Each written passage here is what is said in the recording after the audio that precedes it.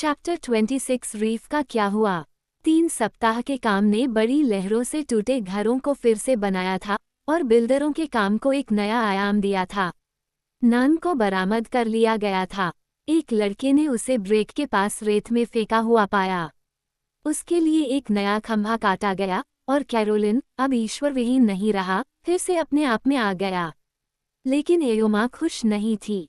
समुद्र ने जब चट्टान को हिलाया था तो उसने गिरे हुए और आंशिक रूप से आकार लिए हुए पेड़ों के तने को हिलाया नहीं था, या केवल उनकी स्थिति को थोड़ा बदला था, क्योंकि वे डोंगी बनाने वालों के काम पर लौटने का इंतजार कर रहे थे। लेकिन एयोमा ने इस काम में हिम्मत नहीं हारी थी। वो इस नतीजे पर पहुंच गया था कि स्कूनर किसी भी डोंगी बेड़े से बेहतर था और उसकी सारी इच्छाएं उसी पर टिकी हुई थीं। फिर भी कुछ उसे लकड़ियों को आकार देने के लिए बुला रहा था। अधूरे काम की आवाज़ शायद सच्चे कारीगर को बुला रही थी, या शायद आदत की आवाज़। फिर भी उसने उसकी ओर रुख नहीं किया। वह स्कूनर के जादू में था। इधर उधर खींचे जाने पर वह दुखी था। किसी बेहतर चीज़ की पुकार पर भी जीवन के काम को छोड़ना कठिन है, और वो कभी कभी रेत पर उकड़ू बैठ जाता। उसका चेहरा कभी उसके जुनून की वस्तु की ओर मुड़ता, तो कभी उन पेड़ों की ओर जो उससे आधी अधूरी डोंगियों के बारे में बात करते थे। इस बीच उसके मन में एक महान जिज्ञासा और एक महान महत्वाकांक्षा एक साथ पनप रही थी और दिन प्रतिदिन बढ़ती जा रही थी। ये जिज्ञासा गर्ल्स की लड़ाई से पैदा हुई थी। उसने खुद से पूछा, मारुआ पाम ट्री की चट्टान का क्या हुआ? वह मारुआ को जानता था। वह कई साल पहले की महान लड़ाई में लड़ने वालों में से एक था, जब कैरोलिन के उत्तर के लोगों ने दक्षिण के लोगों का पीछा किया था और उन्हें पाम ट्री बीच पर मार डाला था। उसने चट्टान देखी थी और सहज ज्ञान ने उसे बताया कि 3 हफ्ते पहले के हमलावर गर्ल्स यहीं से आए थे। वे एक नया घर तलाश रहे थे। क्यों? रीफ को क्या हो गया था, या उन्हें रीफ से किसने निकाला था? क्या उसी दिन की बड़ी लहरों ने, उन 3 बड़ी लहरों ने, जिन्हें वह अभी भी अपने मन में चमकता हुआ देख रहा था, चट्टान को नष्ट कर दिया था? लेकिन ऐसा कैसे हो सकता है, क्योंकि उन्होंने कैरोलिन चट्टान को नष्ट नहीं किया था। पूरी बात एक रहस्य थी, और इससे उत्पन्न होने वाली जिज्ञासा के अलावा उसके मन में एक बड़ी महत्वाकांक्षा थी, स्कूनर को खुले समुद्र में ले जाना और उसे वहां तक ले जाना। लैगून, हालांकि बड़ा था, उसके लिए बहुत छोटा था। इसके अलावा यह उथले पानी और तटों के साथ पश्चिम की ओर खतरनाक था। नहीं, बाहरी समुद्र ही उसके लिए उपयुक्त स्थान था, और यहीं पर समस्या आई कटफा।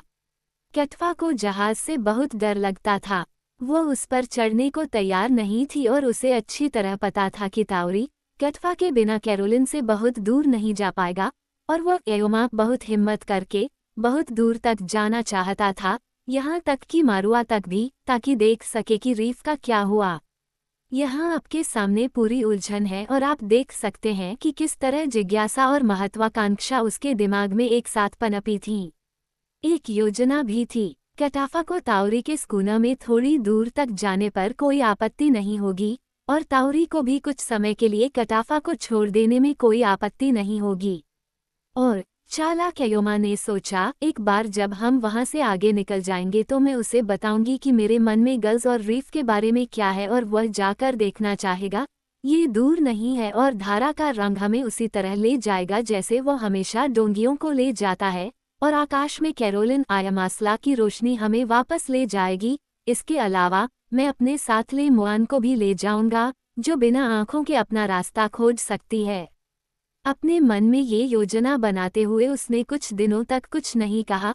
फिर एक शाम ताउरी और कटाफा को अपने साथ अकेले में पाकर उसने आयत को थोड़ी दूर तक ले जाने का विचार रखा, और उसे आश्चर्य हुआ कि कटाफा की ओर से इसका कोई विरोध नहीं हुआ। उसने डिक के चेहरे पर इस सुझाव पर खुशी देखी थी।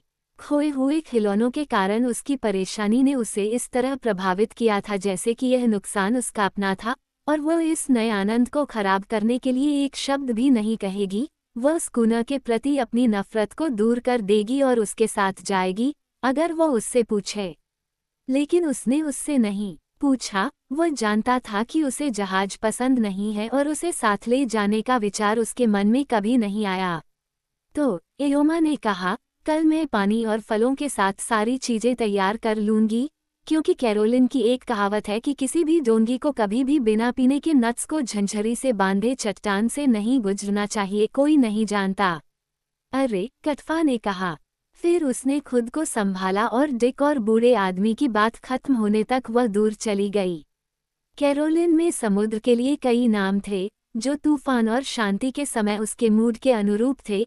इनमें से एक नाम अतीत के इतिहास की कहानी कहता था, युगों से डोंगी चलाने वालों द्वारा झेले गए कष्टों का इतिहास, महान प्यास।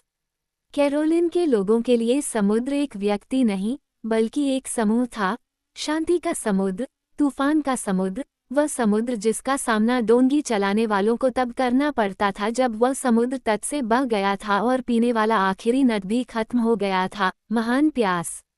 कटफा को इसके बारे में पूरी जिंदगी पता था।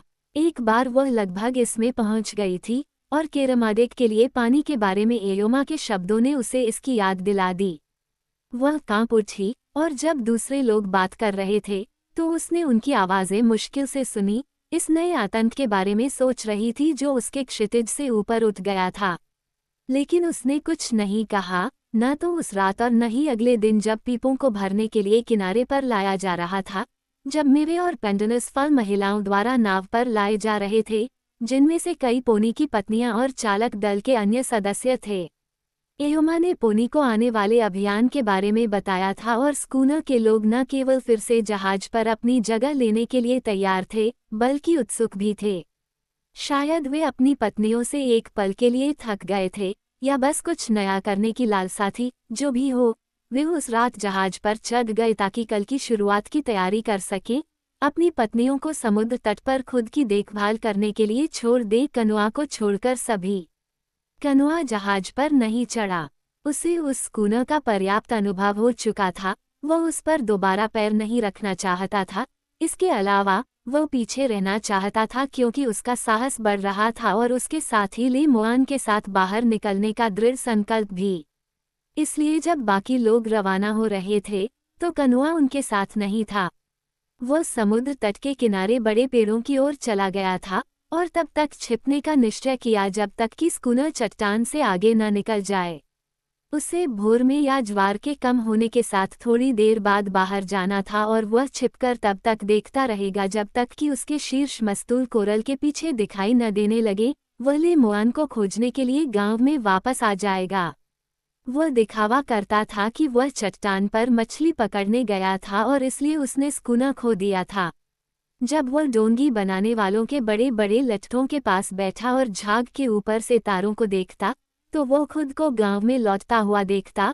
उसके चेहरे पर सूरज चमक रहा था, ग्रेनेट जहाज चला गया था और ले मुआन उसका इंतजार कर रहा था।